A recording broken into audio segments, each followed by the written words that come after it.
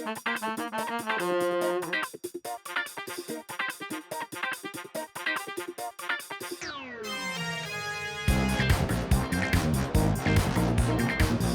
you, Ron Barassi, for your rendition of our theme, and welcome to episode 25 of the Champagne Comedy Podcast, where we like to talk about the best Australian comedy show of the 90s ever made, The Late Show, and other D-Generation comedy tidbits. My name is Matt, and joining this podcast today is Alison, Daniel, Kim and Prue. Hello! Hi! And we've got a really tight show, a lot jam-packed, so we might as well get straight into it. Also joining us in this episode is guest reviewer and Bell aficionado. You might remember him from, I don't know, maybe this.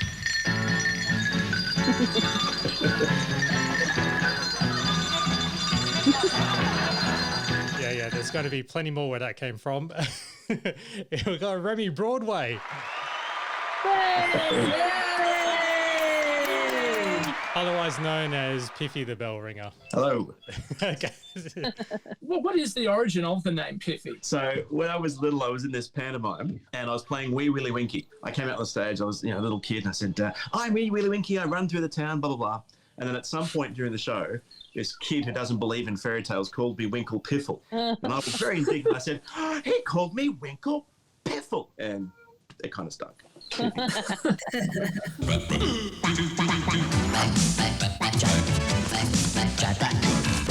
And we have one, or actually three correspondents here. No, we'll make it two. Yes, and we have Steve Owen, who is a regular of Champagne Comedy's website, and he actually has a bit of feedback from episode 24, straight up with the commercial Crime Stoppers bit. Daniel, Yeah. the porn star is Joey Silvera. Right. Yeah. Okay, good. Steve, thanks for knowing that. Yeah.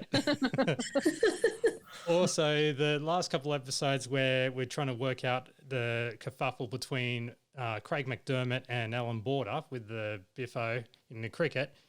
Because none of us know about sport. Yeah, we've got zero experience. But this is what it was all about. Here's the audio grab. Hey, dude. Talk to me. Come here. Come here.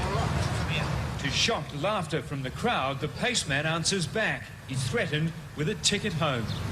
That again, mate. Explain it. And then one final warning. Test me, mate. See. If you couldn't hear that properly, the clip is on YouTube. We'll tweet that out. So, yeah, apparently it's very infamous within the cricket fans. Right. Yeah. Sounds like decent captaincy to me. Nothing hideous there. Yeah. Well, if he was playing badly, I suppose that's legit. But was there a bit more to the story? Was there a bit of personal rivalry? I don't know. No idea. Probably. Write in and tell us. And also Champagne Comedy guest reviewer and also future reviewer, Stephen Plunkett. He's got one little bit of the history of Champagne Comedy from episode 24 with what we know it as Champagne Comedy. Here's Steve's message. Hey there, Champagne Comedy Podcast. It's your favourite Australian in America, Stephen here. In episode 24, you were talking about the eponymous Champagne Comedy bit from Tommy G's news desk with Rob Stitch coming out in a tuxedo, but you weren't quite sure where the origin of that bit came from. Well, I dug into the Get This archives, and this is from the August 22nd, 2007 episode with Rob co-hosting. Have a listen to this. I was actually explaining to somebody on the cover of the Champagne edition of The Late Show, it's actually, some of the irony's been lost. I was explaining today, it was because Tom had pre-recorded the worst comedy sketch. That's right. In sketch comedy history. That's true. And to which I said, Tom, I watered it down and just said it was really bad. And Tom said, well, I've just got nothing to fill it with. I said, that's no reason to show it. And he said, well, it's all the reason I need. And so that's why I went and got a tuxedo and the champagne. That's right. And you coined that phrase, champagne comedy, which comes from, who was the bloke who used to say champagne football all the time? Oh, God, now I'm getting Was that the captain and the major? Yeah, well, what were their names? That's when we came up the the characters, Graham and the Colonel. We'd run out of ranks because they'd taken Captain, Major. We grabbed Colonel, and we can't be the General. We can't. And so I called Graham. I said the character's only going to last 2 weeks, and it's 20 years now. It's been haunting me. So there you go. Liam Renton was right. So there's the origin of Champagne Comedy. So thank you very much, Stephen, for supplying that. And sorry, mate, you can't win the button and sticker set of the Champagne Comedy, which leads me to the competition of doing your own best Champagne Comedy pose, where you could win this button pin thing, metallic thing from the Dinkum Company and the sticker set. It's truly a glorious prize. Yeah, fantastic of these. So I've actually got one person who's entered. Out of all the hype. This is good. Yeah, so far. You got to start somewhere. Yeah, definitely. Now here's the question: how do I send an image to everyone? In the chat function. Yeah, maybe there's a share screen or something. Here we go. That's the face. Oh, that's pretty good. That's yeah. good. That's That's Tongan really Bob. good. So Tongan Bob, you're in the running. Well, 100% Oh, he's up in from the last running, year. all right. Yeah.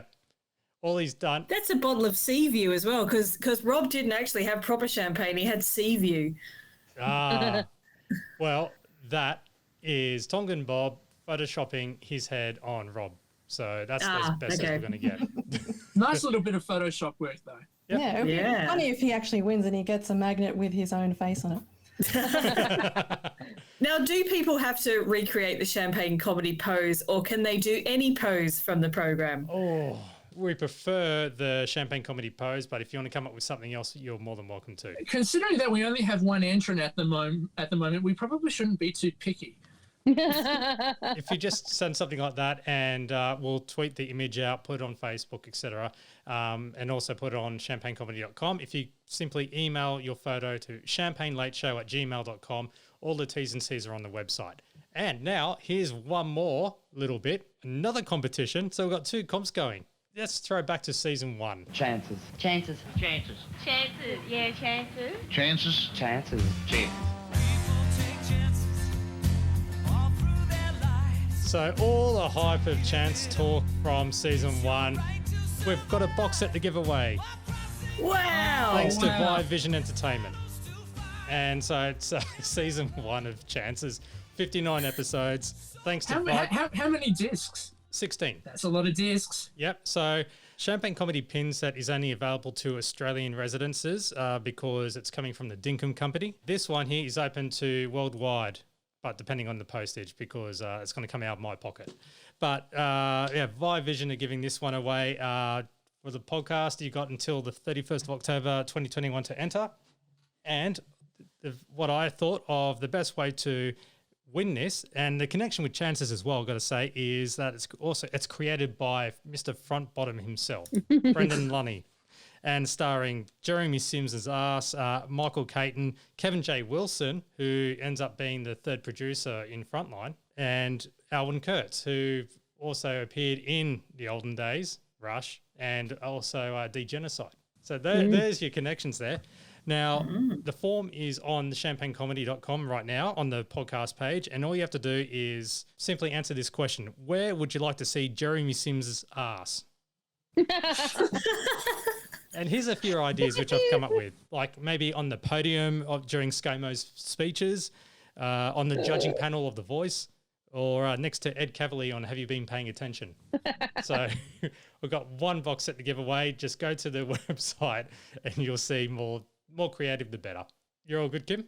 Yeah, I'm just waving at Remy's son. Yeah, hello. Remy Jr. Now, can Remy Jr. play the bells yet? Fifi Jr. is playing with my leads. Fifi Jr. Wow, new generation. So yes, I introduced. He met the bells about 15 minutes ago. Excellent. You saw it here first. With him ringing the bell. God, Davey. Yep. So after all the competitions, just go to champagnecomedy.com and you'll see all the stuff there. Now it's time for... I've got the paper. Your program guide, Daniel. All right, thanks, Matt. So this is all from Ross Warnicki's Critical Guide in the Saturday Age, where he gets to put in his little comments next to the listings. Starting with Channel 7, It's yet another double episode of The Darling Buds of May. Double episode. Wow. Well, they were two-parted. So Channel 7, in the UK, they were being broadcast once a week, and Channel 7 was just doubling up with the heartwarming British series. Tonight, Marietta's marriage is tested when a teacher makes a pass at Charlie, with Catherine Zeta-Jones. Over on Channel 9 on Hey Hey It's Saturday, we've got special guests Rick Price, Euphoria, and Rob Guest, probably all performing as well. Then at 8:30, it's delayed coverage of the morning session of the third day's play in the third test at Trent Bridge. And then later in the night, it's Channel 9's direct telecast of the women's final of Wimbledon. Then after all of that, at 4 a.m, back to the Ashes. Says Warneke, if you are still interested and awake, this is a delayed coverage. Back in 1993, that they only had the one channel to juggle this sort of stuff onto. Whereas nowadays, you've got multi-channels and you've got online and you've got subscription TV. Back in 1993, you had to choose between either Ashes or Wimbledon. You couldn't have both at the same time. Over on Channel 10, there's another PL striker telemovie. Private Eye Striker, played by Burt Reynolds, tries to protect a young religious zealot from a corrupt evangelist who wants to control his substantial wealth. And it co-stars Neil Patrick Harris, brackets, from Doogie Howser, close brackets. I know. Love that show. Over on SBS, it's the fourth film in the Francois Truffaut season. It's from 1964 and it's called The Soft Skin. Says Warneke, this love triangle drama is the least rewarding of the season.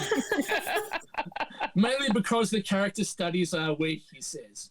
There you go. I'm sure it'll be something else ripping into classic French cinema. Warneke. Well, hey, I'm sure it'll be something foreign and black and white next Saturday. Over on the ABC, the lead-in at 9:30 is Birds of a Feather. Says Warneke, while their husbands are sewing mailbags, Sharon and Tracy struggle to make ends meet.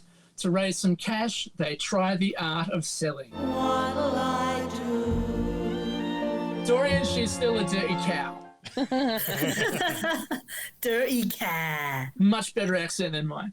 10 o'clock, the listing just says that The Late Show is a satire and sketch comedy from Melbourne's DGen. Can't argue with that. Now, after The Late Show at 11 o'clock is something kind of interesting, I think. Something called Jeffrey Robertson's Trials of Oz, a dramatic reenactment of the famous London trial of 3 editors of Oz magazine accused of undermining the morals of the British. That's a really good program. I have seen that. I remember watching it when it was first broadcast, and it was first broadcast in it like on a Monday night or something like that. So at in a proper time slot. So this is a repeat, I assume. Yeah, you're right there, Alison. Yep. So this stars Simon Callow, Nigel Hawthorne, Leslie Phillips, and as I've just forgotten his name. Peter O'Brien's in it as well, isn't he? He's one of the. He is. No, as Richard Neville, we have Hugh Grant, or as it says in the listings here, High Grant.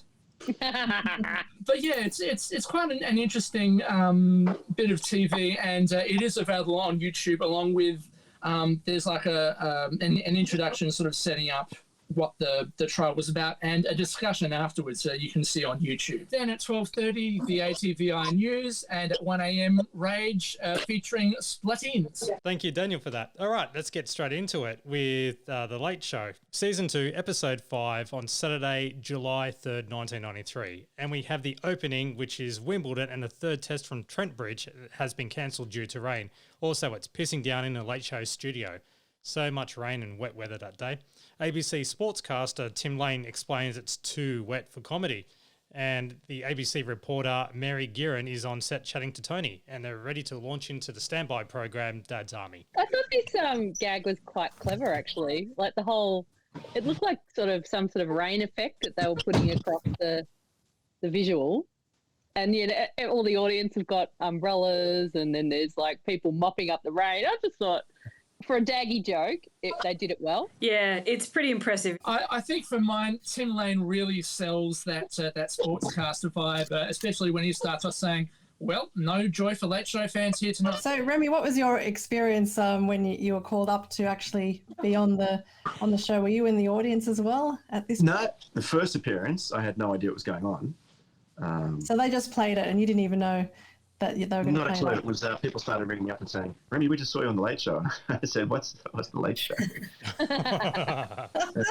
So you didn't watch the program. You didn't know what it was. No, I'll be honest. I had no idea Wow. what the Late Show was. I was 15, focused on school, and then it always happened. They flew me down, gave me a day or two to prepare, and there I was, sitting in this. I think from memory, I was sitting in like a green room or something while the show was starting. So I was just sitting there watching that whole thing with the umbrellas and whatever, thinking, well, I don't know what's going on. So had you come down to Melbourne a couple of days beforehand and done rehearsals with the team, or? They flew me down from memory. I mean, it was 30 years ago. They flew me down that afternoon, I think. I just did my thing and stayed the night and flew back up the next day. Did you actually play the Graham and the Colonel song on the bells? Like, did you learn how to do that? Yeah. So they sent me a recording of the song, and then I just had to listen to it and try and the other issue I've got is there's only 8 bells. Yeah. Which gives me 8 notes. So to this day, I'm not really happy with the sound because it wasn't quite right, but I had to do the best with. Yeah, it was amazing. It's really good. Yeah. It did seem like the music might have been slowed down a bit just to accommodate the key of the bells, but not by too much that you'd really notice, I think. They might have done that. The key, to be honest, I can't remember what key it was in, but the bells are in the key of A. It's possible they slowed it down a bit to make it fit, but just like the octave, for example, like you notice I go up and then I have to go back down to the bottom again, and I've got no incidental. So as a musician, it's a bit frustrating, but like you said, it worked.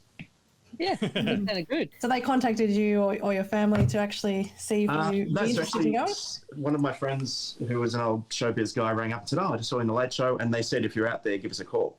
So my parents rang up and said, "Hey, you guys said call if you're out there," and we're out there. Fantastic, come on down and fly down. I think it might have also helped that certainly with the segment from Potluck that was shown, like there didn't seem to be anything sort of malicious about it. You seem to be pretty well received by Bernard, by the Potluck audience, by the Late Show audience as well.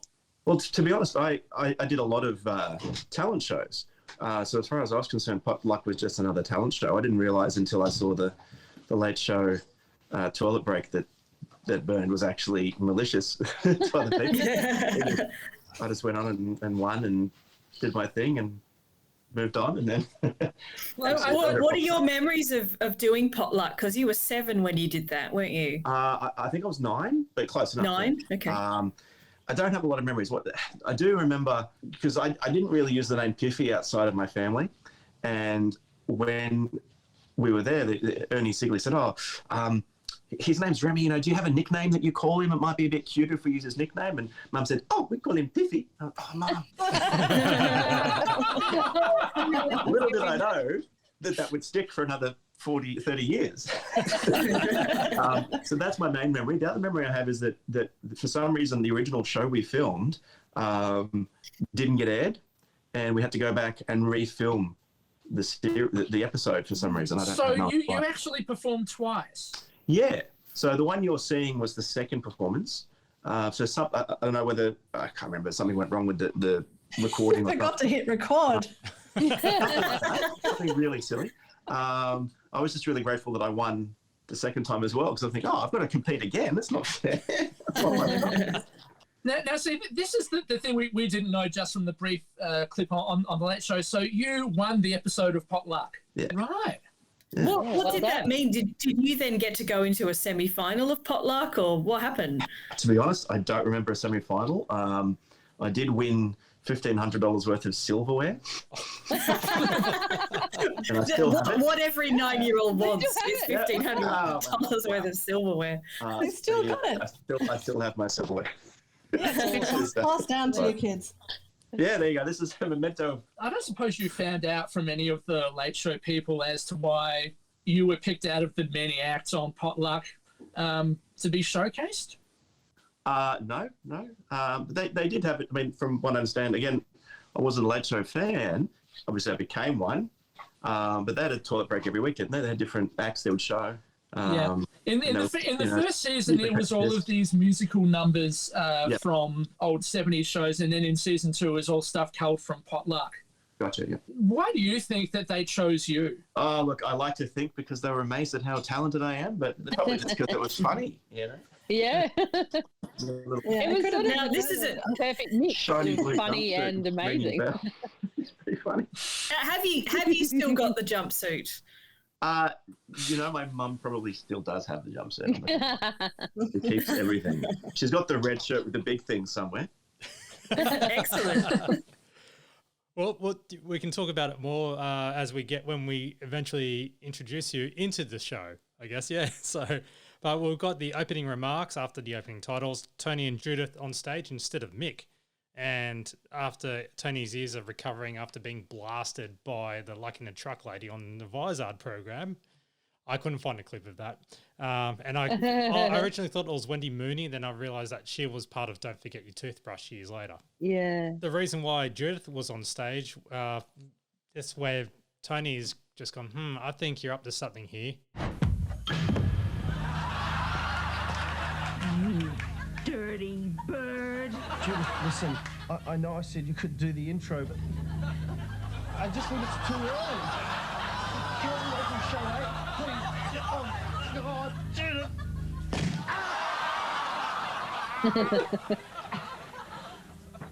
I love you, Mick. Basically reenacting the hobbling scene from Misery. There's another entry into Mick and Judith relationship. Oh, this definitely is. And then she follows it up with a brilliant line, which is something like, I bet there's a few women out there who were jelly beans about having Mick Malloy strapped to a bed, which you know, again, feeds into my theory that they were definitely a thing. Yeah. Yeah. But then she says, I'm not talking about him being strapped to the bed. I'm talking about wearing that wig. It was a classic. I love I think this episode's got some amazing like filmed sections, and it's a real standout because it doesn't have any of the Santo on the handycam stuff. It obviously looks like it's the ABC film crew filming something, you know, offside or whatever. And it's looking amazing. Everything looks really slick, I think, in this episode. But I do think it's funny how comedians are obsessed with the film Misery. I don't know if it's like they love it, like this is their fantasy. Everyone jokes about Misery, and it's like watching another Misery gag. I'm like, oh yeah.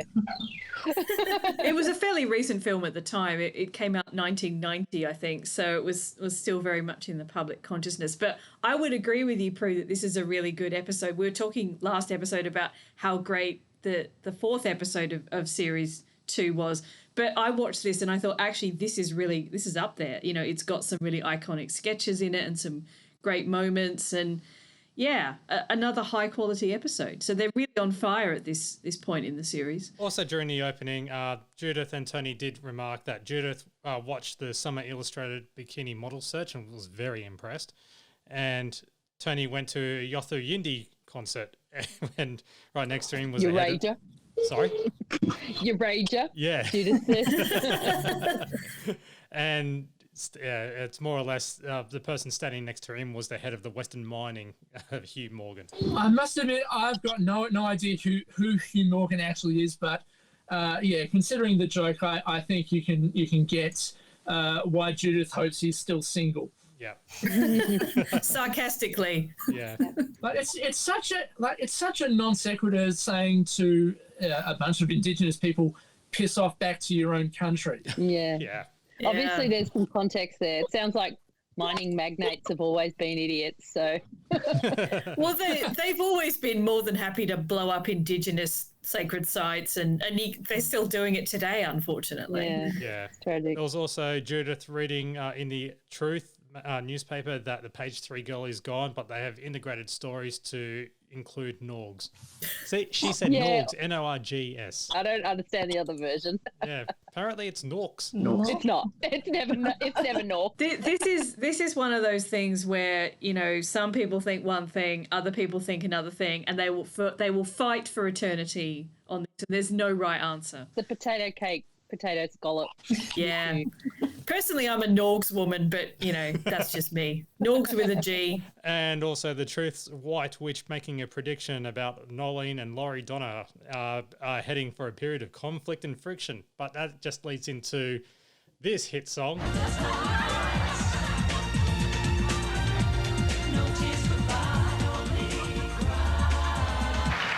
Bernard.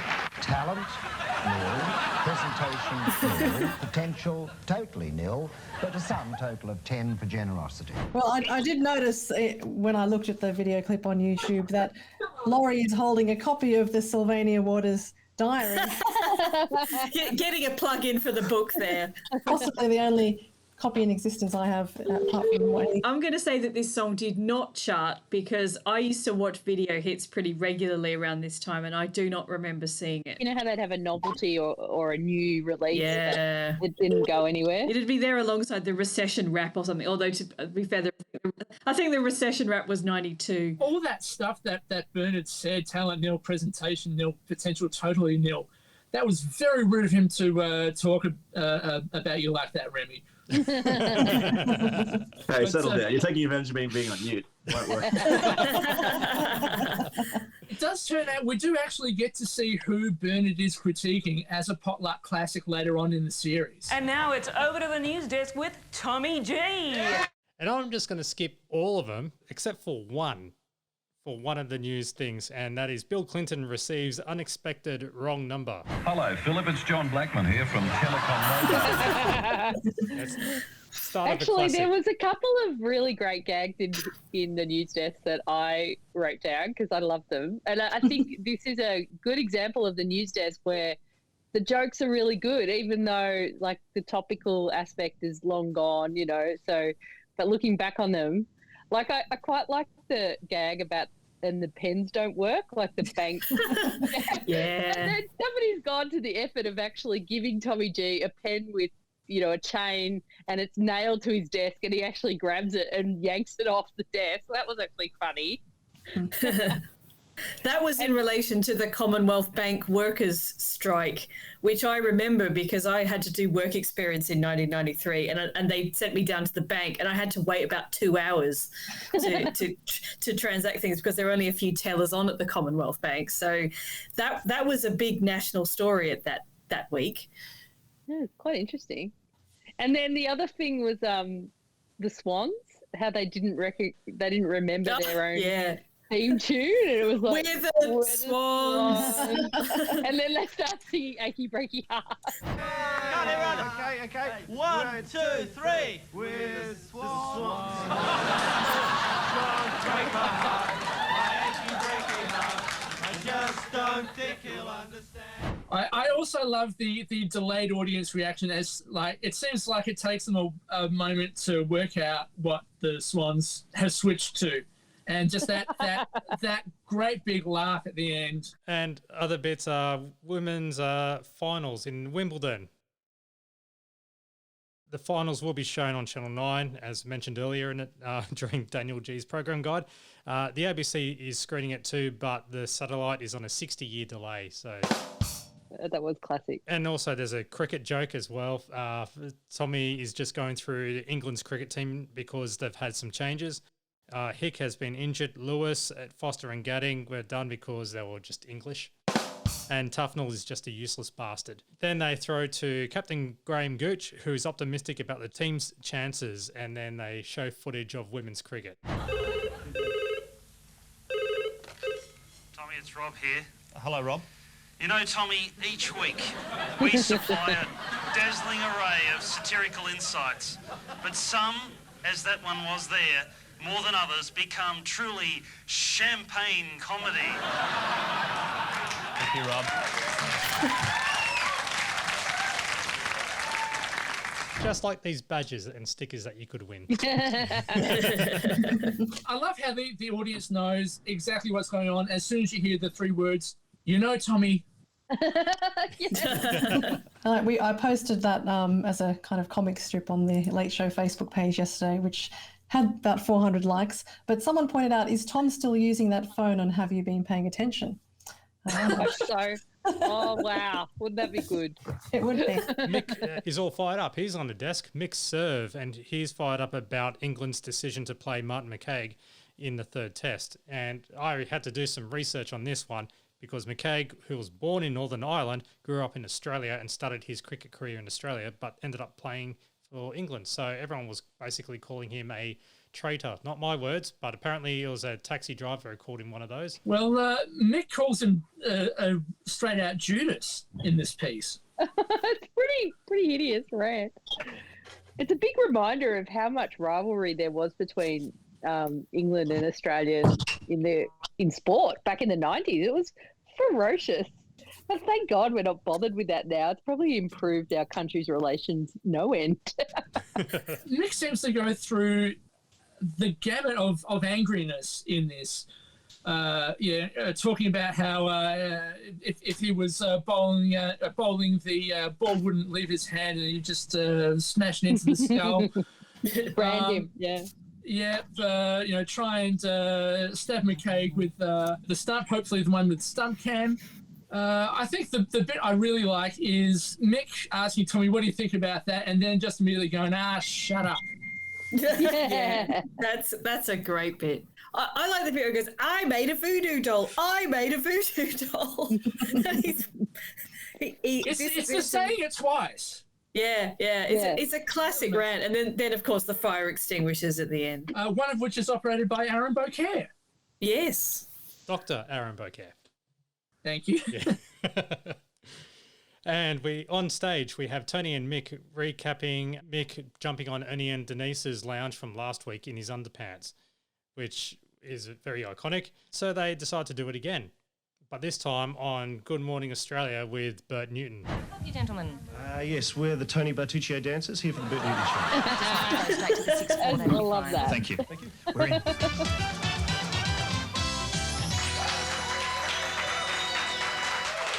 Good morning, everybody. Good morning, Australia, as they say in the classics. Okay, Mickey, feeling confident? Yeah, no problem at all. I feel very good about this one. And also the show, and go back to Sydney and report on same.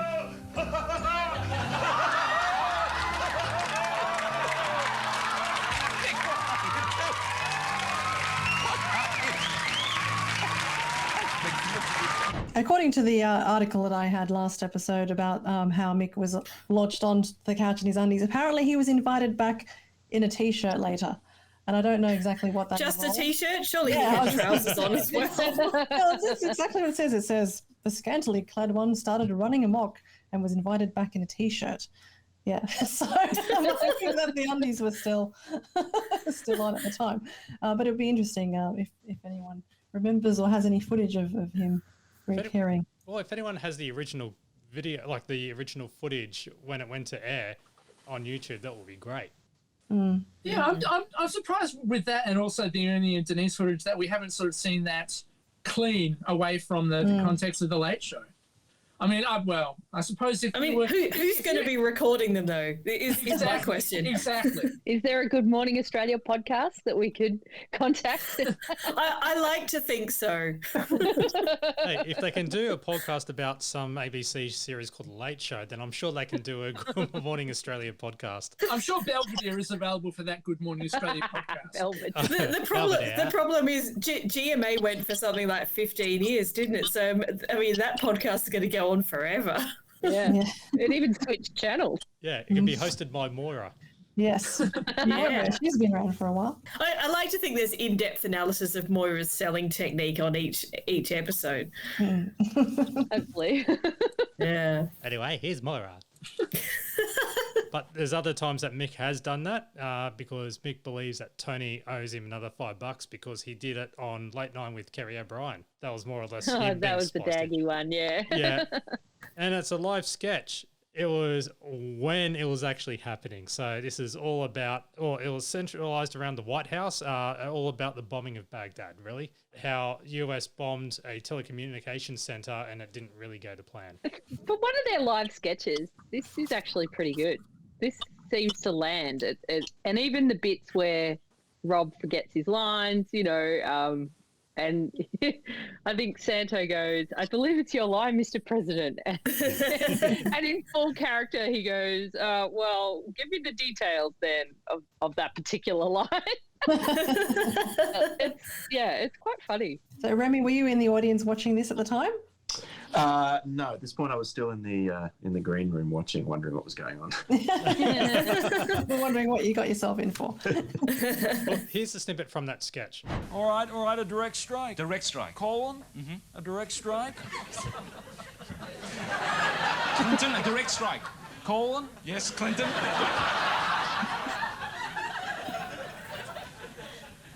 Colon? Yes. You must make a direct strike now. Rob as Bill Clinton, Santo as Colin Powell, or Colin Colin Carpenter. I do believe it was Tony as the Gorillagram. Saddam Zanifwit begging to be hit. We burst his bubble, his HQ's rubble, and his country's in the shit. See? It's the Gorillagram. I reckon it was Tony off stage on the mic and someone else in the suit. Probably Michael Hirsch in the suit. I think the true winner of this sketch for me is Tommy G as the Captain Fearless.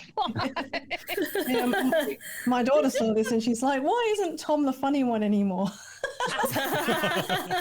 Because he's always doing the presentations on "Have you been paying attention?" and not the jokes. But I had to explain. A straight man. He's actually hilarious. Yeah. As us DGen fans know from the old car motors sketch where he spins around on the ground. Most amazing thing in sketch comedy in this country ever. I agree. Yeah. But I think just the way he tries to sit down on the chair with the Coke bottle glasses, and then he sort of he slightly misses the chair, and then he sort of bounces on the chair. The bit that I really like is he's got the stick and he's pointing on the map, and he sort of sweeps across with the stick, and they both duck under the stick, which is obviously really well rehearsed, that bit, but it's just sort of a classic perfect. Peter Sellers as well. It's Yeah, sort of, yeah. I love it. It's just how it's just in there. It's just thrown in there, and it's kind of amazing. Yeah. Even now that Clinton's president, the DGen still make out that Clinton's a womanizer. You know, talking about how much he loves Julia Roberts, and you know he was doing it on the slide, but thinking for a moment and sort of cutting to a thought bubble with, I think that's jelly wrestling. I couldn't quite tell with the VHS quality, but there was a lot of jiggling going on. There was also just after that a bit of critique from I think it was Mick saying it was like an excerpt from McHale's Navy. Now it is time for Muckraking, and this is where the teaser came in. Who am I? Born in the United States in 1950. Oh, excuse me, I'm sorry. Do you have a problem? No, forget it, Clint. Take some money off her. I didn't press it, I promise. What do you think we should do? Should we take the money off her? Keep going. Nice. Here we go again. Press Who am I? Born in the United States in 1951, I first gained widespread attention as a guest star on TV's Happy Days, which led to me starring in my own hit Andrew. Henry Winkler. No.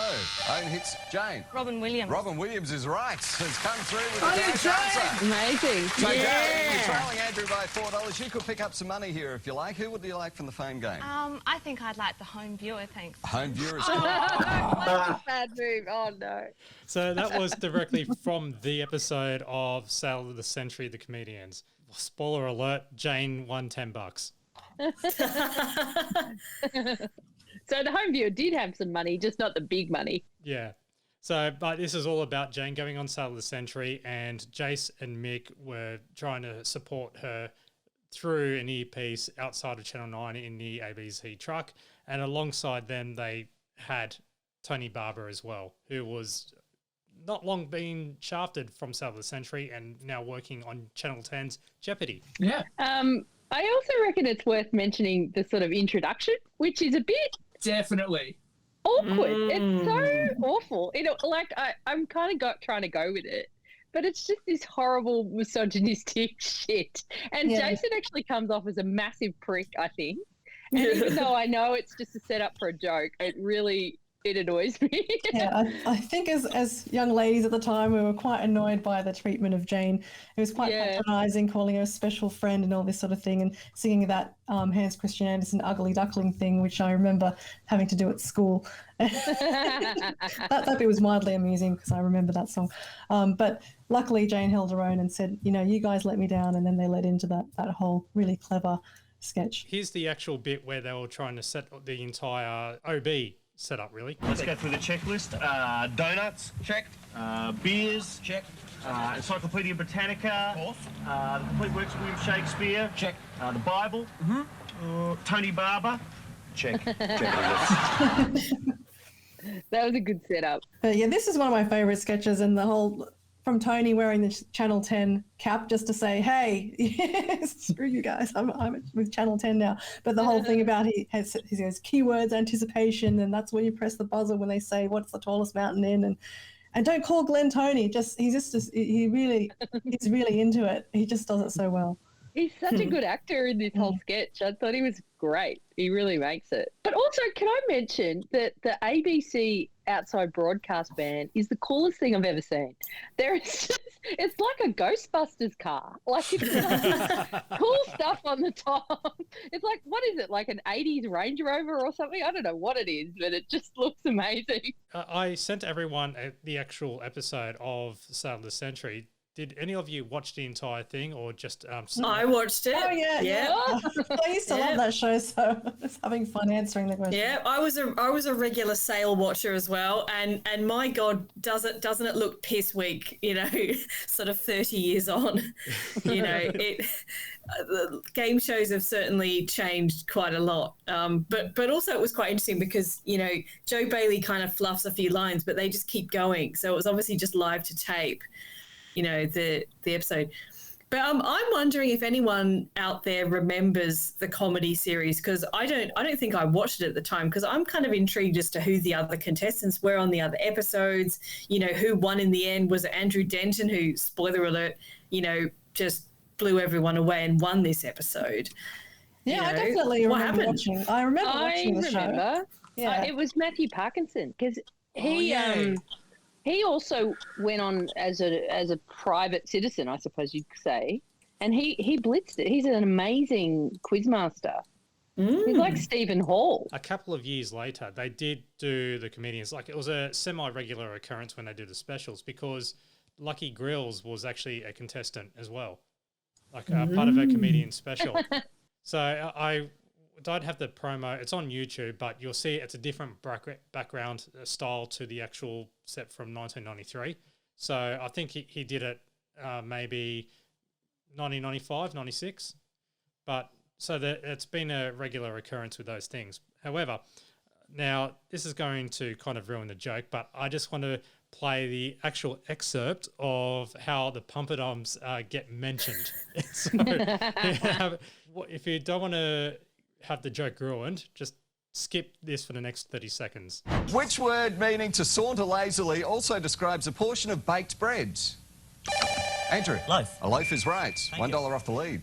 Made from spiced potato or rice flour is which thin, crisp wafer bread of India?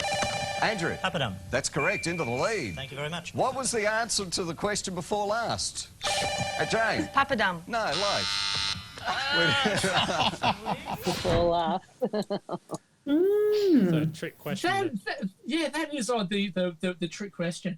I've just had a look through my scans of the Green Guide, and I can tell you who was on the other episodes, or at least the first 4 episodes, because the Friday was the final.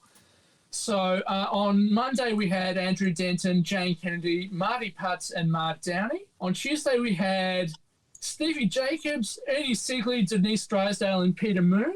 On Wednesday, we had Richard Stubbs, Jane Turner, Maury Fields, and Jamoan. And then on Thursday, Tanya Lacey, Russell Gilbert, Trevor Marmalade, and Anthony Ackroyd. and I assume the winners from each of those first 4 nights battled each other on the Friday.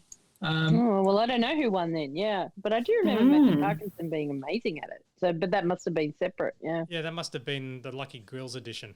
I mean, look, considering that Andrew won that Monday episode on 68 points, Jane came in sort of close second on 36, and then Mark Downey and Marty Patz were both on 25 and 20 respectively. I would say that, Andrew might have won the whole lot. I wouldn't put it past him. He's a smart guy. Yeah. Yeah, okay. My money's on Denton. Did you also notice in the episode, if you watched it, when they were doing the prizes or the gift shop, a certain person who was dressed up as the flower? No. Oh. It was Nikki Buckley, Oh. who was going to White Ant. What do you call it? Replace. Replace. Cut Joe Bailey's grass, really.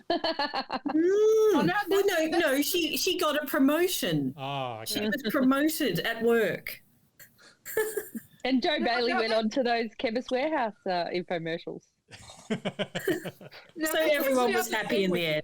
Because, both Mick and Jason are obsessed with Joe Bailey, even in this sketch, let alone further on in the series. Yeah. Get Joe Bailey's phone number. Get Joe Bailey's phone number.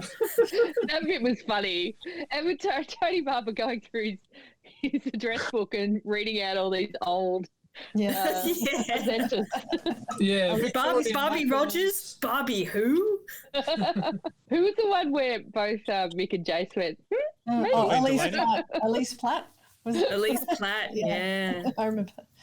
But according to an article that I have about the actual series, which I think some of you may have seen, so the 4 winners from Monday to Thursday then lined up for the finals on the Friday and Monday of the following week, and then the scores for the 2 nights were tallied. So they would have had 2 actual episodes where they were competing, where the winners from the Monday to Thursday were competing. Right. Well, there you go. We dissected the actual episode of Sale of the Century and not too much of that sketch.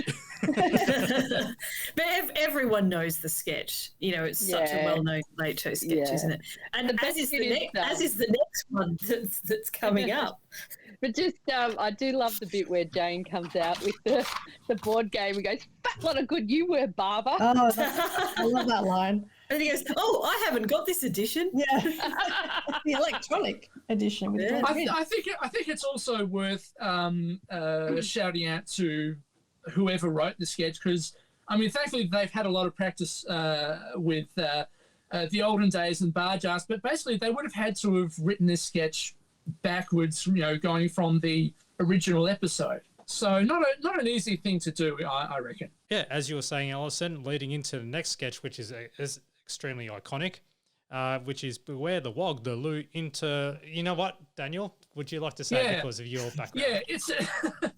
it's Italian on my dad's side. Yeah, so Beware of Wog, the Lou Interligi story. Yeah, there's quite a lot of unpronounceable names in this, because you've got Santo as Lou Interligi, aka Alfonso Capricciosa, Nick Brufalo as Jolly Spagnolo, Judith as Nikki Anastropoulos. I almost stuffed that one up. Jane as Christina Lopez, aka Connie Capricciosa, and Rob as one of Lou's business partners. And this is a very cynical look at so-called WOG humour, which was very, very big at the time. But I think this is amazing, this piece. And I kind of had a memory of it being lost on the audience, like it dying, or maybe they even mentioned it in an interview somewhere that when they played this, the audience just was flat. But actually, the audience is fine. It's just so heavy with content, isn't it? It's like a mini movie. I can't remember how long it goes for, maybe 5 minutes or something, but it's so dense with stuff. And not only is it like a piss take on the whole Acropolis Now, Wogs out of work thing, but it's also kind of an up yours Anglo-Australia for being so racist as well. Especially with all of those cliches that are in the narration, talking about the Roman legion of fans and, But also they talk about Grecian urns, and, they're meant to be Italian, right? So that, again, that's a sort of dig at Anglo-Australia kind of mixing up Greeks and Italians and you know, so that was the thing that really stood out for me, because I've seen this sketch so many times, and just that bit, you know, that really subtle but pointed dig at white racism, Anglo racism, I suppose, is what stood out for me rewatching this again. I thought it was a good ribbing as well towards a certain comedian of a certain ethnicity owning the trademarking the word wog. Wog, yeah. That was a real thing that he tried to do, was it? Or something similar. Legit. Yeah. It reared up its head again recently. I'm just trying to remember the name of the comedian who had an issue with it. Well, a simple Google search will pretty much bring up as many news articles as you want, really. Too afraid of saying anything, to be honest with that one. I think Santo's comeback to that, like, I own the word Dago, is brilliant, because it's kind of like, it's all fun and games if you want to try and own the word wog, but what about spick and Dago? Like, they're all awful slurs. Like, you can't just sort of Disneyfy the word wog just because everybody uses it and it sounds like, oh, we own it now. You know, they're all awful. And I think in a way you can sort of hear the audience go, oh, I feel guilty. You know, like I've probably used those words and they are as awful as each other. There's just so many amazing, great bits in this thing. It's almost like we can have a whole podcast about this mini movie. Yeah, like especially this slogan. We were breaking down the ethnic barriers. We were holding a mirror up to multicultural society. You can use that anywhere. Yeah. There's another great line which is in a similar vein, and it's kind of a dig at pretentious performers sort of overanalyzing and justifying their work, where Jane as Christina Lopez says, I'm standing up and representing all second-generation migrant women. And you think, no, you're not. You know, you're doing a really kind of base level crap comedy character, but you know, she's trying to justify it. And then you have the woman who's Vox popped in the street. He says, she makes me feel really good about being a dumb slut. And you think, oh my God. Really good about being a dumb slut. Yeah, exactly. It's just so cutting, isn't it? It's just like laser point accuracy on what they're getting at. Yeah. I also love the way James in a cafe next to a payphone. Have you noticed that? Yeah. How 90s is that? Yeah. The dumb slut woman, wasn't she just someone that they Vox popped and said, could you say this line? And she did it. And like, she's not, I mean, she does it perfectly, but I thought that was the backstory for that line.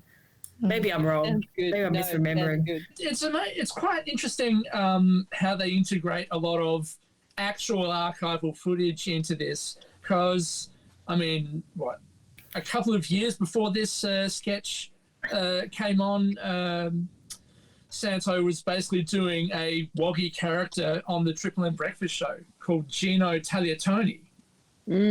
Yeah. And so a lot of that footage is from those sort of outside broadcasts, and they used to do a DAG ball, I think, every year with Eon FM, and that's sort of how they got the Shirl footage, I think.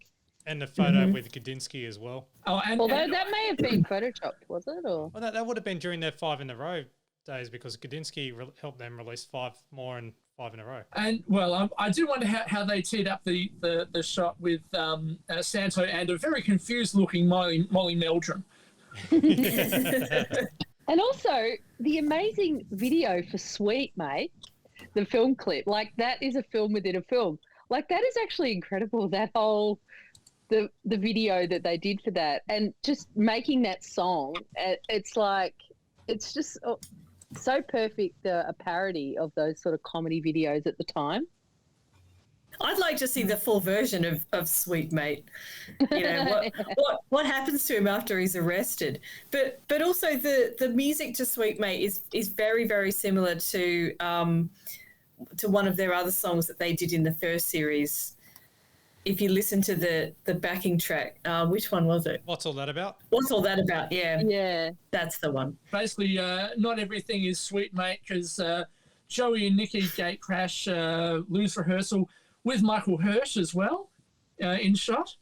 Yeah. And again, it's sort of parodying owning the rights to the word "wog," basically. I was just going to say, and even that little bit there just shows how dense this whole segment is, because the bit where they go, "Oh, look, there's a TV Week cameras," and they do a showbiz pose, but even the caption that goes in TV Week is "Hear no evil, speak no evil, speak no evil." It's like, oh God, but it's so amazing. We also have Tony on the couch who points out some pedantry in the TV Week. Yes, someone's mixed up. Someone's put a photo of Alexi Sale with a caption saying Katharine Hepburn. And if there are two people who look any more different than each other, I don't know. Yeah. But yeah. The person who got that wrong probably got the High Grant wrong that we were talking about earlier as well. But this is where Judith, who's also on the couch, responds to feedback to, I don't know, some potluck talent person that was showed.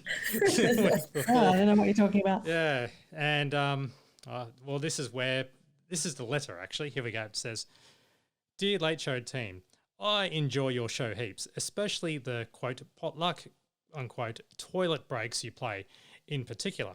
I liked last week's act, the bell ringer, Piffy. I was wondering, what has happened to Piffy? Is he now a headline act at Jupiter's Casino?" And that's where we are introduced to some guy, I don't know, who just looks like Piffy. Remy, you can now talk. You're always able to talk. I know, he's been quiet for the entire What was time. it like? What was it like sitting there in the audience and Judith Lucy saying, "I just want to pop him on a bit of toast and eat him right up"?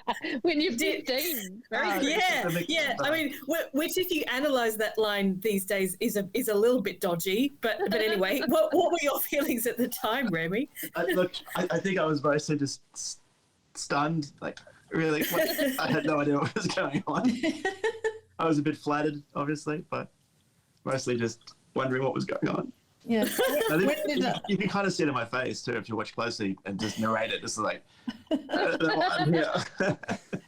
So when did you leave the green room to sit in the audience there? I think it would have been during the previous skit, or just after or during the Santo bit, the Luigi bit. It's great to see that you sort of get your moment in the spotlight, really, and you get a great reception from the audience too. We put the call out to some of the listeners as well if they want to ask you a question. And Peter Phoebe, who's a regular, wanted to know, what was the Schoolyard reaction from when you actually appeared in the show? To be honest, there wasn't a huge reaction from the school. Most of the reaction I got was from older people. Weird. So your teachers doing? Sorry, your teachers. Then it's like, hey, I saw you on the Late Show, but did you hand in your homework? Well, my mates were already used to seeing me on TV and such, so it wasn't really new for them. But yeah, I'd get recognised by random people just saying, "Oh my God, you're Pippin!" Did you sign a lot of autographs? I have signed a lot of autographs, yes, Yeah. but I signed them as Remy, not as Piffy. So Richard Hodgins has asked, after the Late Show, you got a gig on regional television hosting Prime Possum. How did that come about? So that particular one, I used to do juggling and balancing and sort of a one-man variety show. And I was doing that in Brisbane, and one of the producers from Prime saw me doing my bit and went, that might be interesting in this show. So he approached me afterwards and said, "You want to film a pilot for this new TV show we're doing?" And I gave it a go, and it all worked out well. And then I was with that for, I think I did about 550 episodes in total. Wow. Yeah, it ran for a few years, and then I switched over to the ABC for the Wayne Manifesto in '96. Oh, you're a part of the Wayne Manifesto. That's cool. And Daniel Brewer, he asked, what was the instant claim to fame like as well? So when all this had happened, were you on cloud nine, or were you just like, I'm used to it because of you? Yeah, look, I was used to being in TV studios, and I was kind of used to people recognizing it. It wasn't really a big claim. Like, it wasn't an instant, "Oh my God, you're a megastar," sort of thing. Like, people would recognize me here and there. Like, it wasn't a huge, like, nothing changed for me. Well, Scott McPhee asks, and this is a 2-point question, What was your first public performance, or do you do anything else besides bell ringing? So my first that I can think of, I was 5 years old, and I played the electric organ on Young Talent Time. Amazing. I had a clip on YouTube. I was actually looking for it earlier, and I couldn't find it. It might have been removed for copyright reasons. You can see me on Young Talent Time when I'm 7 playing the bells. What year was that? No, that was... Well, that would have been 85. If you were 1987. Yeah, around the 1985. Yeah, the clips of me playing the bells on Young Talent Time, they're on YouTube, but it's not under Piffy. It's under Remy Broadway on Young Talent Time. So yeah, I guess to answer the question, the first one was what was the second part of that question? Was that a two-parter? Yeah. Do you do anything else besides bell ringing? Oh, bell ringing. Well, yeah, my main focus was acting. So I pretty much did everything from. I started off the electronic organ, then I did the bells, then I got a black belt when I was 7. I was one of those overachieving kids, so I was like the youngest kid in the world to get a black belt, so there's clips of that somewhere. Wow, that would be a claim to fame. It was crazy. Yeah.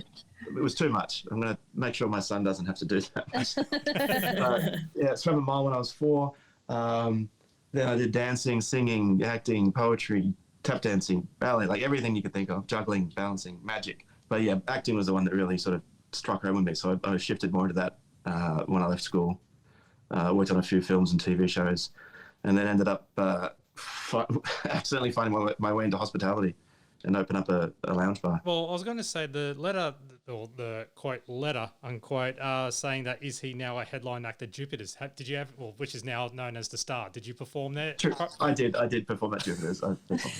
You didn't share the same stage as Wickety Whack or anyone like that? No, I don't think I've worked with Wickety Whack. I worked with the Wiggles, but that's pretty. I've been around. You still dabble occasionally in acting still, or do you just chilling? Look, because I was full-time in hospitality, I was just focusing on running the restaurant. I ended up opening a second bar, so I had 2 bars in restaurants at the same time. So I was doing like little TV appearances here and there and just kind of shifted away and focused on that. Then I fell in love, got married last year, had a baby, and then now it looks like we're going back into hospitality again. So hopefully the restrictions ease up a bit for us. You've got a platform to spruik your venue if you want to talk about it just for a bit. Okay, yeah, well, it's called Central. It is in Surfers Paradise. It's in Orchard Avenue. I ran it from 2011 to 2019, and that's when I fell in love and I sold the venue, and someone else took it over and they changed it to a different venue name. Just recently, the landlord asked us to come back and take the venue back. So yeah, in about 2 months we'll reopen with a whole new fit out. This is actually breaking news because we've only just signed the lease, so it's very exciting. We haven't really told anyone yet, so there you go. You can let it be known that in about 2 months or so, once we've done a full refit, we'll be reopening Central in Surfers. So come along and have a drink with me if you like. Yeah, funny enough, I actually had a fan contact my agent a few months ago and hired me to play the bells for his happy birthday. I think he's turning 50. Oh, amazing. Brilliant. I took out the old bells and replayed the Graham and the Colonel theme, and then did my best for happy birthday, but unfortunately there are incidentals, so it wasn't perfect, but it was a bit of fun. You know what you should do? YouTube tutorial channel. Just and all you do is how to play Lady of Spain. That'd be great. Yeah. Well, I need to learn Smoke on the Water. Really. So is this just the one set of bells that you have that you've had since you were a kid? Yeah, my grandfather had them, and then he taught them to my father, and then my father taught them to me, and I'll probably teach them to my little boy. Yeah, and he had his first taste of it tonight. Yeah, he picked up and rang it straight away, and he was only 11 months old, so all right. Piffy it's in the Jr. blood. Piffy Jr. Yeah. It's great to know that you still got the bells as well. Oh, it's one of those things, like, you know, they're too valuable. They're one of a kind. So even if I didn't play them, I'd maybe put them in a big case or something. You know. One important question. Now, Judith did say this. I'm going to wait for you, Piffy. Yeah. Again, a bit dodgy as a comment to a 15-year-old. Oh, that's called grooming now, isn't it? Yeah, exactly. I think she may still be waiting, to be honest. Oh, that is sad. That is really, really tragic. Every time she'll be on TV or anything like that, you'll just tell your friends, "She's waiting for me. She's waiting." No, it could have been worse, Remy. It could have been worse. You could have been tied up on that bed. And now there is more. There is another letter from John Lee Hooker of Geelong. And but Tony, fake name. Yeah. Fake suburb. Just kidding. But yeah, the letter is pretty accurate, except for the PS bit down the bottom of the letter says, "Where the F," or censored out, "where the fuck do you get those Late Show hats?" So, but that looked like it was all in a certain person's writing who was actually reading it out. And cue Tony singing the blah, blah, blah, blah blues, but this is one verse. I got those in the washroom at McDonald's, turning on the tap too hard and spraying water on your pants so it looks as if you pissed yourself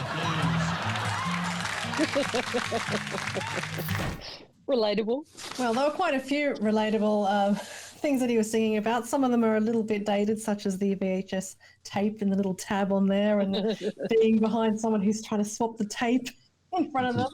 But you know, it's still aged quite well, and it's really catchy. What hasn't aged quite so well is the line he does beforehand, which is, "I might be a skinny white guy with an alarming resemblance to Warwick Fairfax," because you know only people who remember Warwick Fairfax know what that means. But go and Google Warwick Fairfax, and you will see what Tony's talking about. Do I have to clear my cache afterwards? Not in that instance. My favourite one was I got those putting your bins out on a public holiday and noticing that you're the only one and thinking that maybe the Garbos aren't working today and taking your bins back so that you don't look like a dick, and then the next morning you wake up and the street is full of empty bins blues. Well read. We've all done it. And if you want to hear the whole song in its entirety, it's used as menu music on the Bargearse and Olden Days DVD. It is too, yeah. It's I forget which menu it is, but if you go poking about, you can just hear. Well, I mean, there's not much to the visual element anyway, apart from knowing that he's miming to a backing tape of it. I'm sure one day it'll probably pop up on Tony Martin's official Sizzletown YouTube channel, which he is gradually uploading his old clips of the Late Show on there. Yeah, because he did do that Margaret Thatcher one. Oh, the Billy Bragg was like the Bragg 29th anniversary, wasn't it? Yes. Yeah, he tweeted about that. Now we have a commercial, a sketch, and which is all about the National Bank tailoring banking to your needs, even if you're a bank robber. This is a quite cute little sketch, really. Yeah, I really love the acting from Mick and Santo in this one. Like the bit where Santo goes, "Hang on, we also need some cash for our getaway car." And Mick goes, "Can you help us?" And the character names are Mad Dog and Shifty. So classic bank robber names there. But yeah, really, they're acting as though they're a newly married couple, those two. Yeah. Which is what was in the original ads that they're spoofing. Yeah, so. the National Australia Bank ones where it was the whole tag was tailoring banking to your needs. And yeah, from there it just looks. And if they don't, just pistol whip them. And special mention to Tommy G as the hostage bank manager who's got gaffer tape and rope around him and still typing. Yeah. Next segment is toilet break time, and Tommy G sets it up, but not without playing with the dodgy coat hanger antenna, which manages to pick up a bit of not nearly nudity, really, on Sky Channel. Any excuse for more jelly wrestling footage. Yeah. But it's more or less Act 5, the Nelligan Sisters singing Madonna's True Blue.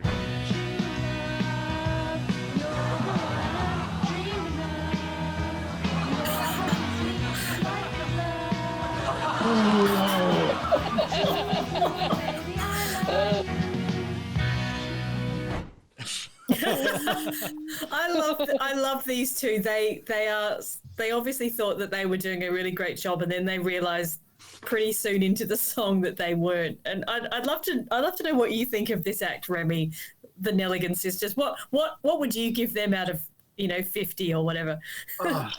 I'm not a Bernard King, I try to be nice. But is that possible with this act? That's what I'm saying. I'd like to. Yeah. encourage them to seek other things to focus their talents on. Yeah, well, just watching, because I rewatched the episode recently just to refresh my memory, because I had no memory of this particular act. I don't know where I was at the time. Maybe I was in the green room or prepping or something, but I don't remember seeing these two. And looking at them now, I'm thinking, I thought it was just a regular talent show. And I'm looking at these girls and thinking, surely they've deliberately put them in there because they're not very good. From my recollection, like the acts were essentially chosen at random, weren't they? Yeah, they were. That's hence the name Potluck. I think their number was drawn out.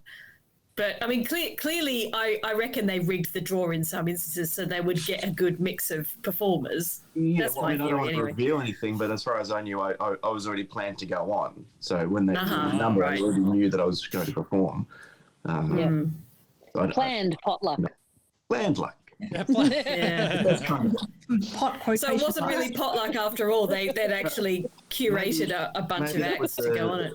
Yeah, maybe that was the thing, is that they had some good acts and some not so good acts. Did you have to do like a pre-audition thing beforehand so they could I get an idea don't of who? remember, to be honest, but I would have probably had to, yeah. Just a quick one though. Was there any option for when you did your performance? You had the live band there for you, correct? Yeah, from memory, that was a tape. Tape, okay. Yeah. I can't remember. Some shows, I honestly don't remember. Some shows I had sheet music and the band would play live. Others we had a recording to play off. Yeah, because I know that, say, with Crystal Crawl from a previous episode, while she was standing there singing off-key, quality off-key, the band was there playing in the background. She was also way off time. Just to recap that. Yeah. Yeah. Well, I think because it might have been live because the backing track was a bit different. If you watch, you'll notice I actually start too early. So it could be the intro was a bit different from what I was used to. If you watch, you'll see I go ding, ding, ding. So yeah, maybe it was a live band, and I just didn't. I don't remember, honestly. I was looking at the audience, so I wasn't paying too much attention. Don't blame you. It was such a long time ago. And it was a very long time. I can't remember what I had for lunch yesterday. Let alone The lockdown is doing that to all of us, Remy. It's the lockdown. You are doing some fancy footwork underneath the table in that potluck clip, though. Yeah. My mum tells me that my dad, because my dad used to play the bells, and apparently he did very similar footwork. So I don't know why. It just part of the getting into the moment, I suppose. Yeah, the genes. Just very quickly to go back to the Nelligan sisters, it's amazing how much of a time capsule this potluck is, because it's from 1987, and the sisters are doing a Madonna track from 1986, and we do get this sort of interesting sort of flavour of mid to late 80s throughout some of these other potluck clips. Yeah, I will say, because Daniel, you're based in Adelaide. Mm-hmm. I'm based on the Gold Coast, but I come from New South Wales, or mainly southwest Sydney, Campbelltown. So when when Bernard mentions they're from Campbelltown, I'm not sure if it's Campbelltown, New South Wales, or Campbelltown, South Australia. Yeah, I was kind of wondering that as well. But how rude was he when he said Campbelltown or wherever? Oh, it's so snobby, isn't it? Yeah. It's like this cultural wasteland, and you're just not going to get. Are there any musicians in Campbelltown? Oh, fuck off, Bernard. Well, my Campbelltown had Nathan Foley from High Five and Human Nature spring from there. So that's all I've got. Well, that's so there are musicians in Campbelltown. Yeah, maybe it is the Adelaide Campbelltown then. I don't know. Yeah, but I thought Potluck was made in Adelaide. I don't know if it was. Was it Remy or was it Melbourne or somewhere? We filmed in Brisbane. Oh, Brisbane. Really? Okay. I'm pretty sure I filmed in Brisbane. And maybe they did tours. Yeah, that's what I'm thinking. Yeah. Because there is one act a lot further down in the series who is well known in Adelaide. All right. Well, I'll play you Bernard's reaction. Women aren't doing well today, are they? For girls, what preparation did you two do for this? You found the frock and you combed your hair and you put on your eyeshadow. But what else did you do? We didn't really do that much practice. You certainly didn't. Didn't even learn the damn lyric of the song. And you scratched your nose on stage. Just awful work, girls. Are there any musicians in Campbelltown or wherever that is? Anyone that you could rehearse with? No. No, leave the suburb, darling. Go somewhere where there's music and musicians and art and beauty all around you, and don't listen to Madonna ever again. Poor darlings. What a handicap you must have. You don't get the job after 16 or 2. 16, wow. Campbelltown. Oh, God. Fair enough to have a go at them for not rehearsing properly, but some of those comments are really a bit on the nose, aren't they? I just love the fact that one of the Nelligan sisters just like, yeah, we only had one. Yeah, no, we did do math practice. No, you did not. But also, can we talk about their costume, or not costume, but their outfit? It's yes. The bows. The bows. Teacher, isn't it? All I'm reminded of is that outfit that Violet Beauregard wears in Willy Wonka before she blows up. Or maybe it's the one after she blows up. It's that shade of violet. It is. Mm-hmm. But the drop waist as well, that was such a mid-80s look, wasn't it? The drop waist and the bows on it, and that shiny fabric. Oh, God, I used to wear stuff like that in the 80s when I was a little girl, though, but teenagers didn't look quite so good in that stuff. It was kind of fabulous that it was true blue. Yes. Yeah. Well done, Nelligan sisters. With their score of 16, Daniel, what have you got so far with the potluck scores? Okay, so the Nelligan sisters getting 16, that puts them into third place on the potluck leaderboard from what we've seen so far this series. So just to recap, in fifth place on 10 points, we've got Krista Krull singing You Keep Me Hanging On. In fourth place on 15 points, we've got David Tye. In the third place on 16 points, we've got the Nelligan sisters. In second place on 20 points, we've got the Spangles, who did a much better cover of Venus than the Nelligan sisters, in my opinion. And in first place on 40 points, it's Piffy. Yay! And let me say, Remy, you're going to be pretty hard to beat with all of the potluck classics that come up in the next 15 episodes. Yeah, well, that's not really a claim to anything to be proud of, though. True love. You're the one.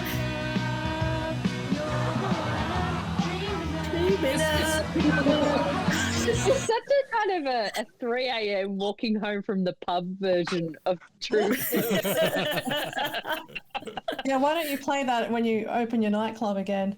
Oh. What the reaction is when you're about to shut. If anyone knows how to contact the Nelligan sisters, Remy will book you. All right. And, speaking of which, Graham and the Colonel. And they requested it, and they got it. So they've got a certain someone performing Keith Mansfield's Light and Tuneful straight from the KPM production library. Ladies and gentlemen, Graham and the Colonel's opening theme tune as performed by Piffy! Yes, so great. And you only had, what, a couple of days to really prepare? Yeah. No, I didn't have much time at all. Yeah. Because we had to, Because we couldn't just email stuff, we had to wait for them to send it up. Yeah. And Remy, you got a great reaction from the audience, I think, because at first there was sort of a bit of disbelief and a bit of laughter, but then sort of towards the end they really, applaud for you and sort of see that you're really doing it. You're really that talented. A standing ovation. Yeah. Yeah. I was going to say, what was the key about? What was what? There's a metal There's a object thing that you looks put like a key. between your teeth. Oh, okay. They never explained it. That's just a bell. There's a bell at each end, and it's just a stick, and you shake it. Oh, amazing. The bell. For ages, I thought it was like a key. Like there was a joke which Graham and the Colonel were going to mention. You've got the key to the city or the whatever. Never even thought of that. No, it's just two more bells. So I can't fit 4 bells in my little fingers, so that was the other way to get the last. That's cool. All right, well, that solves that 29-year-old issue. There you go. I'm also impressed. After you do that, you have to sort of rearrange the bells, so you're quickly ringing them to work out the key. And I was quite impressed by how quickly you did that. Oh, thank you. Yeah, because you can't really tell looking at them. You have to just give a quick tingle. No. This Graham and the Colonel was pretty short. They were talking about Steffi Graf's stalker still around, which it was a joke that just went nowhere. I see that the stalker's still been yelling out at Steffi Graf. That horrible stalker. I didn't still know been. that. Yeah. Haven't you heard it all No, week? no. That mysterious voice yelling out, "Love 15." Oh, the stalker. Right, please. Second service. He's been relentless. Time, please, Miss Graf. Why the umpire doesn't stop him is beyond me. I mean, the guy's even got a loudspeaker. The guy's got a loudspeaker for Christ's sake. Just a couple of bars. Just that's enough.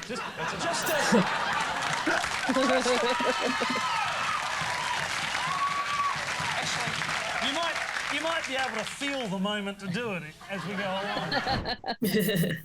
So you're sitting behind Graham and the Colonel doing their sort of standard routine about sport. What's going through your mind? Do you have any idea what they're doing? No, I was completely out of my comfort zone. I had no idea what was going on. Like, he told me to play. Oh, okay, I'll play something. Okay. And then I'm sitting there thinking, I don't know if they're going to talk to me. I'm thinking, I just have no idea what was going on. And I was very, you can probably tell, I was very, very shy. And so I didn't say much. I just sat there watching them, smiling. I don't know why I'm here. It still works though. It doesn't come off as awkward or anything. No. Oh, well, that's good. They do seem to get a lot of comedy mileage out of you as well. Like not only just the concept of bell ringing, but also your outfit as well, which isn't too bad, I think. Hey, that's even for 1993 standards. Seinfeld had a shirt like that. Yeah, that was cool. Yeah, the puppy shirt. You had the iconic hairstyle of the 90s. Oh, yeah, that was really... Yeah. That was very 90s. I love the bit with the bells. We were saying, I would teach kids bells in school. It's like, wouldn't know when the class starts or finishes. That was my favourite. Well, they also spoke about John Newcomb's tennis tips and how much they're annoying on TV. And then Graham and the Colonel said, we did it first, going back to 1953. And they do the black and white, back in this day, we do this. And yeah, nice little produced sketch, yeah. You know, the first line that Graham has, which is, these Slazenger rackets will last you forever. And that is so true. I mean, every garage in Australia has one of those wooden Slazenger rackets. It does. And is that the brand that they retro-fired in Any Questions for Ben? If anybody's unwrapped it and watched it, does anyone know what I'm doing? That's a nice throwback. Yeah. I don't know what it was in Any Questions for Ben, but in the sketch they were talking about the Slazenger Match Point tennis racket and the Dunlop Volley shoes. Yeah. For some reason, when Santo just goes, "Phew, I'm tired," that was just one of those random quotes we would always say at school. "Phew, I'm tired." I don't know why. She just. Yo, I'm tired. Yeah. They did it so great, yeah. And the Colonel made claim that the first tennis racket was made out of lead. Well, he had made it out of lead, and he also made one out of balsa. Yeah. The lead one was the first double-handed backhand. Yeah. And then they realised they were going on for too long because you hear the Cyclops beep. Yeah. And then they get Piffy to play out the segment. I'm not going to play that, so I don't have it lined up. Maybe we've can you give us a live rendition now? I can't remember it. No, I can't remember it. Oh, my God. Pretty good, though. That's amazing. Had no idea that you had that set up. Oh. That's why my son saw them, because I brought them out just in case, I thought, wonder if they still work. Well, mate, everyone's jaw dropped when you did that, so you couldn't see us on the screen. That was amazing. I should have prepared this tune though, so I was ready to actually play it properly. But do you have a moment? Do I have a moment too? No. What's your favourite tune? You play anything. Can you play anything right now? How about oh, hang on.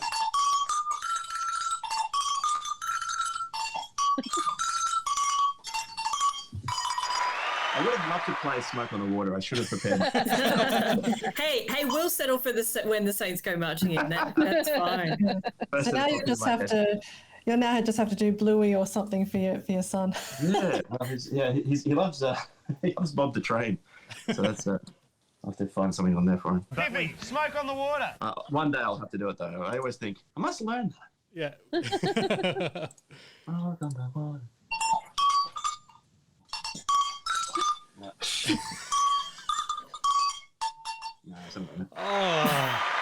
pretty good. well done, That's mate.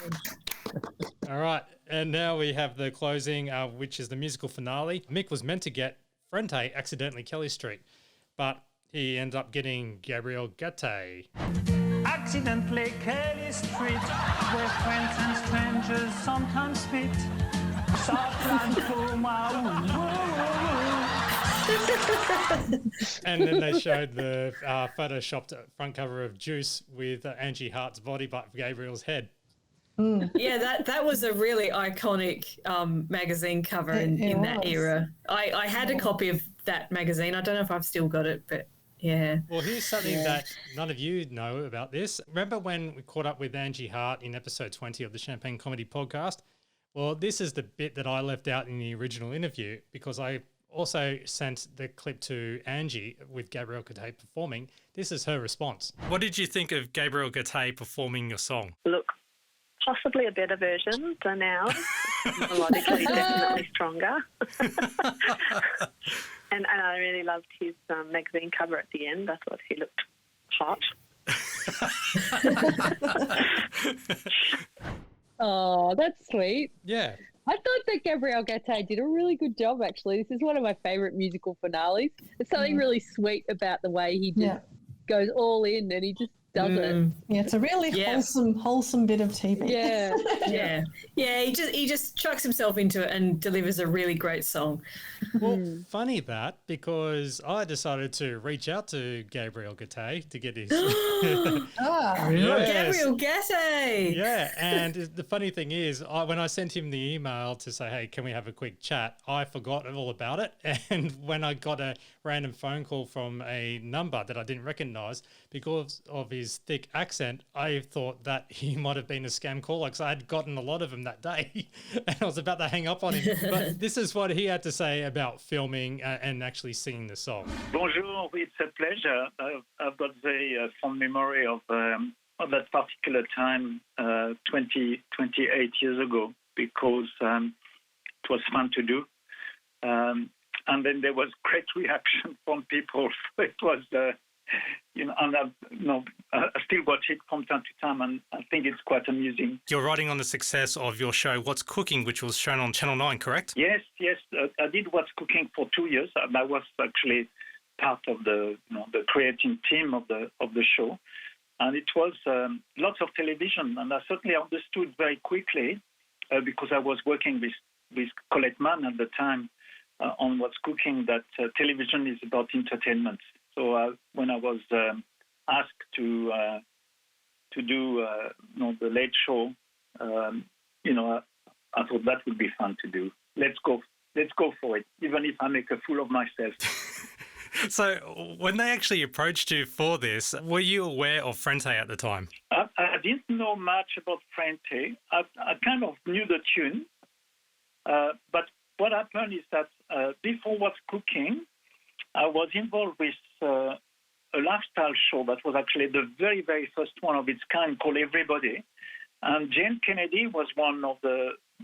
we were four presenters, I think, and Jane Kennedy was one of them. And so we worked together with Jane before, the Working Dogs and all of that. So it was, if you want, there was a connection there. They knew me, and What's Cooking was very popular on television. We got nominated for a lobby.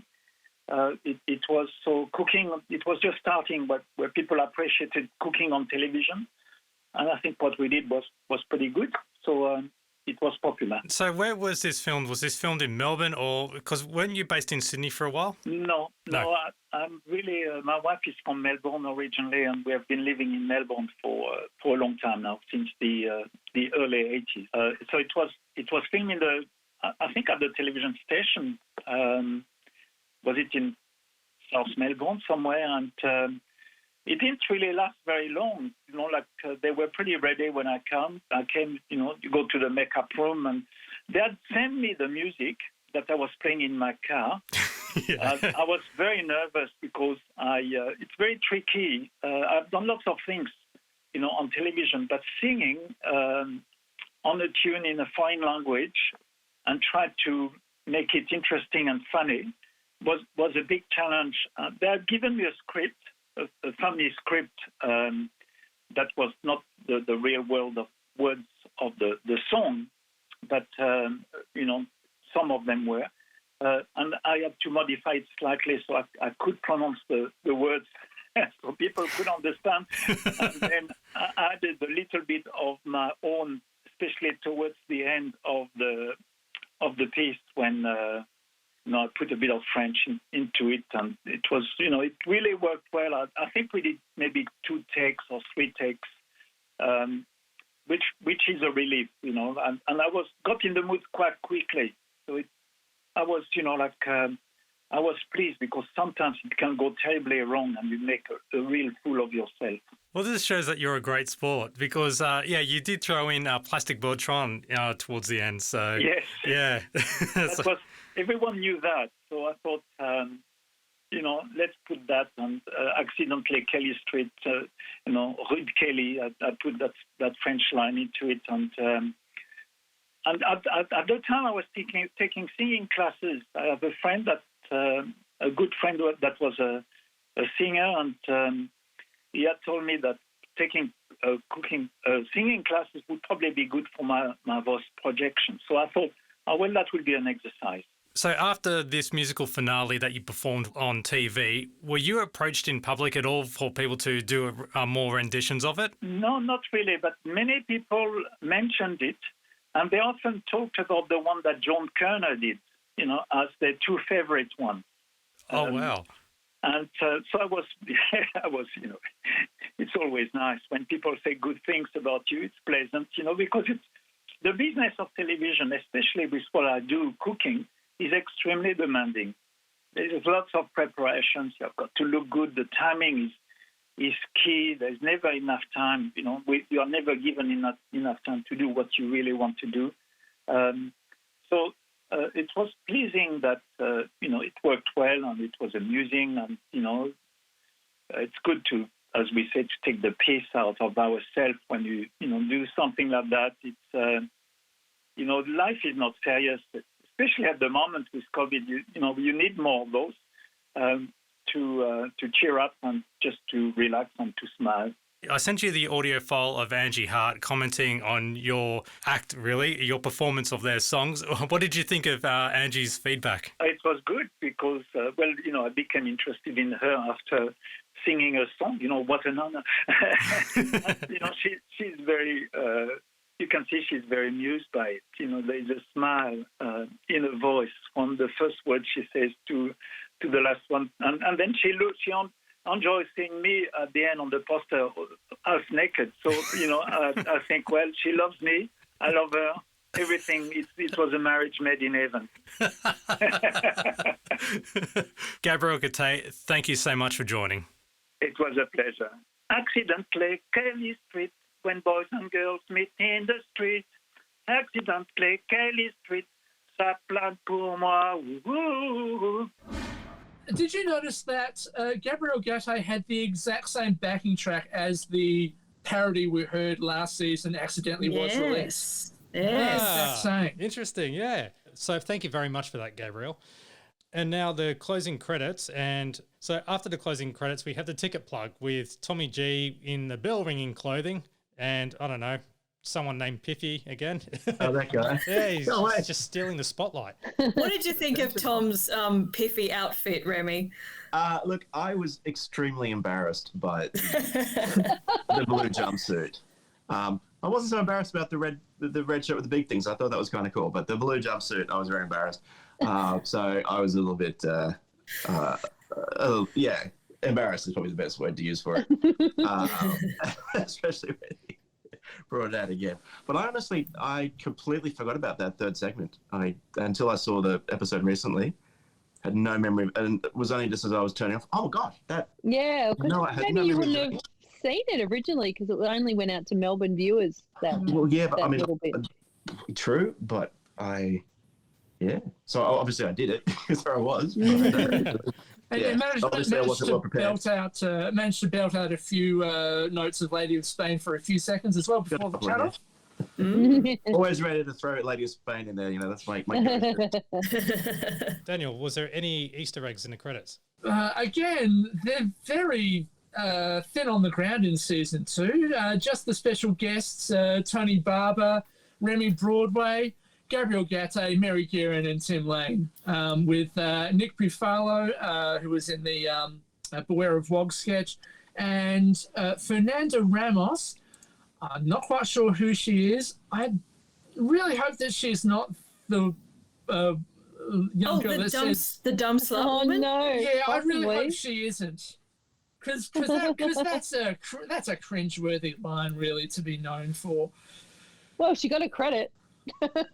She gets a laugh, gets a really good laugh out of that line. But yeah, that's it. So other than that, that's it for episode 25 of the Champagne Comedy Podcast. So yeah, please make sure that if you want to enter any of the competitions, such as winning the sticker and pin, go to our website and also the box set of chances that's up there available as well to enter. Just follow the details. Yeah, so email us champagnelateshow@gmail.com, Twitter @TLSChampagne, website champagnecomedy.com, Facebook, The Late Show page. God, we've got so much stuff. And also for a private chat group on this podcast as well, look up Champagne Comedy Podcast on Facebook.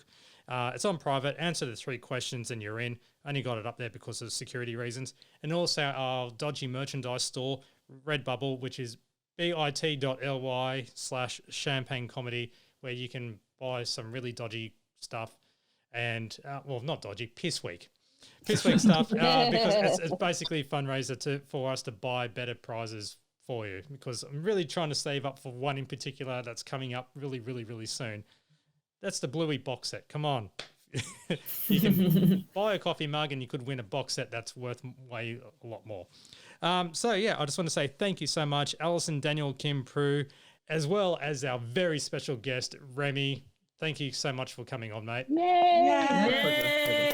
Yeah, thanks for being part of this. It's almost like a nostalgia section, because like we're commenting on a TV show you appeared on about a TV show you appeared on. I'm sure that like in another decade's time there'll be a listicle about the podcast about the TV show about the TV show. I really hope there's not another podcast where someone analyzes what we say about the Late Show. That would be far too much. That'd be awesome. Also, thank you everyone for submitting questions as well. And also, big thank you to Gabriel Gatte and also Angie Hart and Steve. And the list goes on. Both Steves, actually, Steve Elwood and Steve Plunkett. Thank you very much. My name is Matt. This is Champagne Comedy Podcast. I'll catch you next time. See ya. Bye.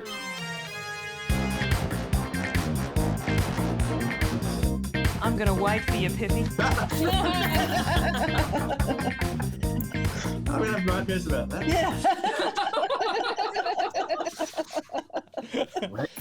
The other soundbite I had, I had this one here. I just want to pop him on a bit of toast and eat it right up.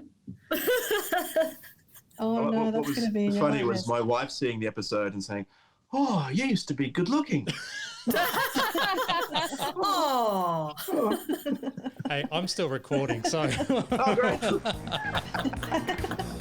Thank you for listening to the Champagne Comedy Podcast, created by fans for the fans. For more information on this podcast, please visit champagnecomedy.com. Produced by Matt Fulton Productions, mattfulton.com.au.